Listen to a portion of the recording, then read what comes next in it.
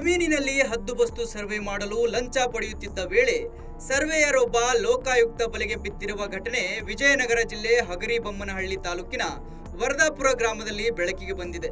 ಕೊಟ್ರೇಶ್ ನಾಯಕ್ ಲೋಕಾಯುಕ್ತ ಬಲೆಗೆ ಬಿದ್ದ ಸರ್ವೇಯರ್ ಅಧಿಕಾರಿಯಾಗಿದ್ದು, ಗ್ರಾಮದ ಹುಳ್ಳಿ ದೇವೇಂದ್ರಪ್ಪ ಎಂಬುವರು ನೀಡಿದ ದೂರು ಪಡೆದು ಲೋಕಾಯುಕ್ತ ಪೊಲೀಸರು ದಾಳಿ ಮಾಡಿದ್ದಾರೆ. ಜಮೀನಿನಲ್ಲಿ 2024ರಿಂದ ಹದ್ದುಬಸ್ತು ಸರ್ವೆ ಮಾಡಲು ವಿಳಂಬ ಮಾಡುತ್ತಿದ್ದ ಕೊಟ್ರೇಶ್ ನಾಯಕ್ 30,000 ರೂಪಾಯಿ ಬೇಡಿಕೆ ಇಟ್ಟು ಅದನ್ನು ಪಡೆಯುವಾಗ ರೆಡ್ ಹ್ಯಾಂಡ್ ಆಗಿ ತಗಲಾಕೊಂಡಿದ್ದಾರೆ.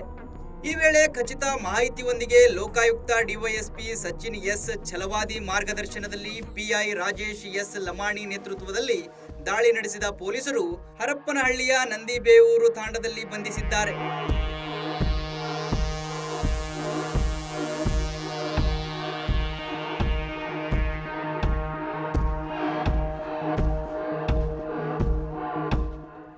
ಇದಾಗಿತ್ತು ಈ ಹೊತ್ತಿನ ಸುದ್ದಿ. ನಿರಂತರ ಸುದ್ದಿಗಾಗಿ ನೋಡ್ತಾ ಇರಿ ಸಂಪೂರ್ಣ ನ್ಯೂಸ್. ಇದು ನೊಂದವರ ಧ್ವನಿ.